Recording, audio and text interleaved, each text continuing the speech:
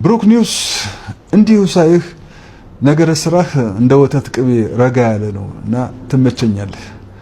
ዜናዎችህ ዜና አንግሎችን ያሟላል።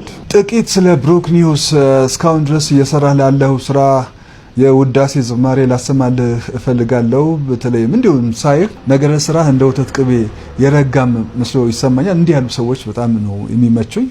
ስለዚህ ለስካሁኑ ትግል እንቅስቃሴ እጅግ ከበሬታ ያዘለ ምስጋና አቀርብልሃለሁ። በተረፈ ዜናዎችህ በእውነት ለመናገር የዜናን ፓራሜትር ያሟላ ነው። አንድ ዜና ለመባል አሉት ፓራሜትሮች። የመጀመሪያው ወቅታዊነት ነው፣ ታይምሊነስ ነው።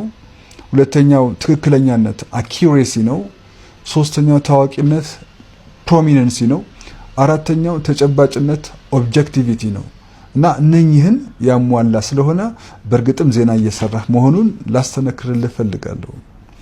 በተረፈ ብትጨምርበት ብዬ ማስበው 2018 የለውጥ ዓመት ነው ብለናል፣ ብዙ እንሰራለን ብለናል።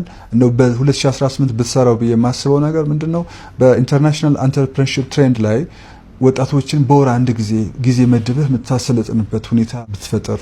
የስልጠናው ቦታ ነሰሰሊ አዲስ አበባ ላይሆን ይችላል፣ ከአዲስ አበባ ውጭ መሆን አለበት። እንግዲህ ኢትዮጵያ ብለን ስንል ብዙ ጊዜ አዲስ አበባን ዙሪያው ላይ አድሬስ እያደረግን እንደሆነ ነው የሚሰማኝ። ግን ኢትዮጵያ ማለት 80 60 70 በመቶ አርሶ አደር አርብቶ አደር የሚኖርበትን አካባቢ ሪፕሬዘንት ማድረግ አለበት። it should necessarily depict that እና እዛ የሚሄርክ ለወጣቶች ስልጠና የምትሰጥበት መርሃ ግብር ቢኖርህ በጣም ደስ ይለኛል።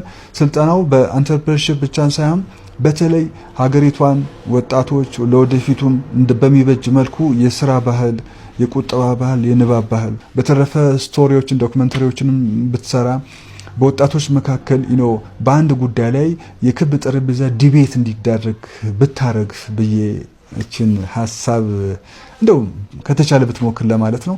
በተረፈ መልካሙን ሁሉ እመኝልሃለሁ። መጪው ጊዜ የፍሳና የተላ እንዲሆንልህ ምኞቴ ነው።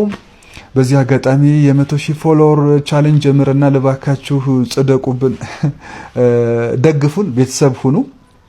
በአጭር ጊዜ ውስጥ 100,000 መግባት አለብን። በጣም ብዙ ነው ስራ ያለብን። ስራችን ብዙ ነው፣ ህልማችን ሩቅ ነው።